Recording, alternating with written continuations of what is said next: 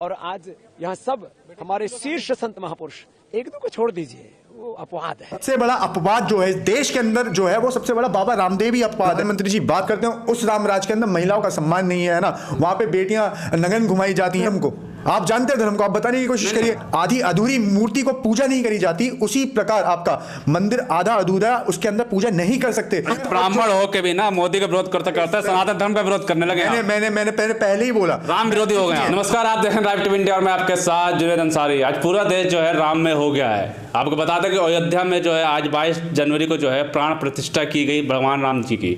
उसके बाद बड़े बड़े सेलिब्रिटी जो है वो पहुंचे, कंगना रनावत भी पहुंची, बाबा रामदेव भी पहुंचे, अमिताभ बच्चन और भी बहुत कुछ पहुंचे। कंगना रनावत से जब पूछा गया कि वो लोग क्यों नहीं आए तो वो बोले कि जो शादी में चाचा फूफा जो होते हैं उसी तरह वो नाराज है, उनको नाराज रहने दीजिए। तो पंडित मोहित गौड़ हमारे साथ हैं, हनुमान भक्त भी यही हैं, इनसे बातचीत करेंगे। तो बहुत बहुत स्वागत है पंडित जी आपका। देखिए बहुत बहुत शुक्रिया और आपके सभी दर्शकों को मेरी तरफ से जय श्री राम जी। पहले तो शुरुआत करते हैं, बधाई दीजिए मोदी जी को आज। देखिए पहली बात, ये जो प्राण प्रतिष्ठा जो चल रही है ना, ये एक राजनीतिक एक सेलिब्रेशन चल रहा है, एक राजनीतिक प्रोग्राम चल रहा है जो भारतीय जनता पार्टी और आरएसएस का दिया हुआ है ना। यहाँ पे राम जी को नहीं दिखाया जा रहा, यहाँ पे सबसे ज्यादा कवरेज करी जा रही है वो सिर्फ और सिर्फ खाली प्रधानमंत्री नरेंद्र मोदी की करी जा रही है, बाकी किसी की नहीं करी जा रही।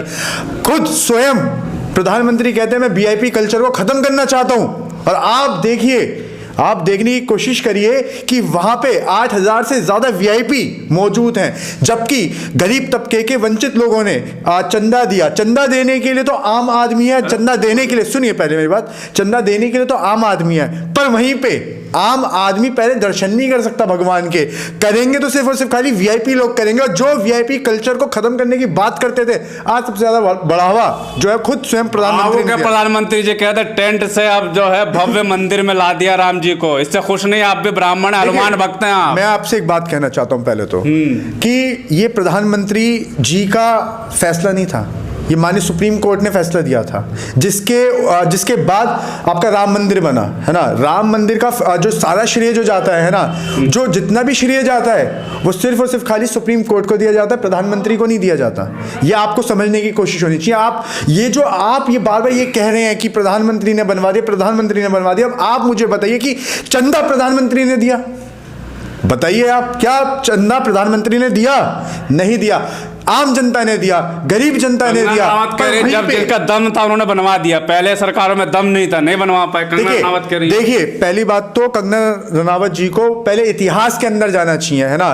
पहले वो झांसी की रानी, जो झूठी झांसी की रानी है ना, उसको इतिहास पढ़ना चाहिए कि इतिहास के अंदर ताला किसने खुलवाया था। मंदिर का ताला राजीव गांधी जी ने खुलवाया था, है ना। आपको इतिहास पढ़ने की बहुत ज्यादा आवश्यकता है उनको, और आपको भी, जो आपको पता लगना चाहिए कि ताला किसने खुलवाया, और मतलब कि मंदिर को लेके जो लड़ाई स्टार्ट हुई वो राजीव गांधी जी के थ्रू हुई थी जी। दम नहीं था पहले। देखिए ताला खुलवाना भी एक दम वाला ही काम होता है। मंदिर तो नहीं बना ना, तो मंदिर प्रधानमंत्री ने नहीं बनाया, मंदिर वहां पे जाके मोदी जी ने ईंटें नहीं लगाई हैं, मोदी जी ने चंदा नहीं दिया है ना।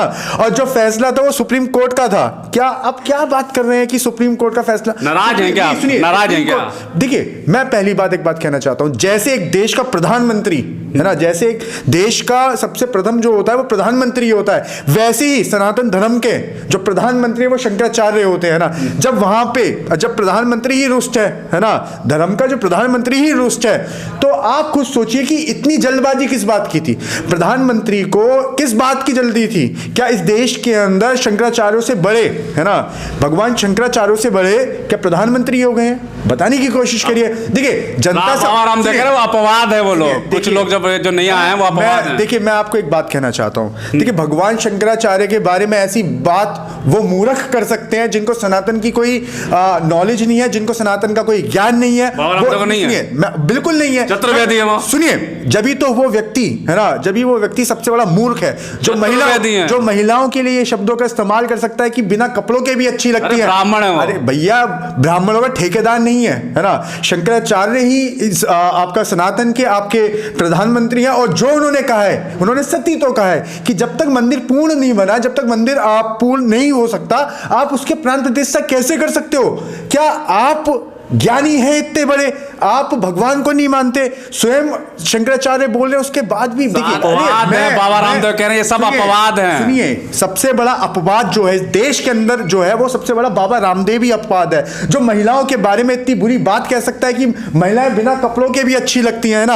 आप उस व्यक्ति को आप बाबा कहना चाहेंगे, आप उसको बाबा कह के सुशोभित करना चाहेंगे। देखिए बाबा रामदेव जो है एक व्यापारी है, और एक व्यापारी के साथ साथ वो अपने आप को एक नेता के रूप में देखते हैं। जी, बड़े नाराज लग रहे हैं, लग रहा है चाचा फूफा बन गए हैं। देखिए मैं फिर बात है आपको बोल रहा हूं कि आप जानते हैं धर्म को, आप जानते हैं धर्म को, आप बताने की कोशिश करिए। आप नाराज लोग चाचा फूफा जैसे शादी में कंगना रनावत सिर्फ खाली गांजा लेती हुई अच्छी लगती है ना, वो गांजा क्वीन है, तो उन्होंने शायद गांजा ले रखा होगा जब ये ऐसी बातें करी, जब ये ऐसे अपवाद जो लोगों को गुमराह करने का काम कर रही हैं। पर मैं फिर भी आपसे एक बात कहना चाहूंगा, अगर, और आपके सभी दर्शकों को कहना चाहूंगा, अगर धर्म की थोड़ी बहुत भी अगर लोग नॉलेज रखते हैं, है ना, सबसे पहले आपका हमारे सनातन धर्म के अंदर शंकराचार्य होते हैं ना। शंकराचार्य जी जब नहीं जा रहे वहां के अंदर, है ना, जो धर्मों को जानते हैं, जो वेद को जानते हैं ना, जिनको पूरा एक धर्म का एक सेगमेंट पता है, वो नहीं जा रहे, है ना।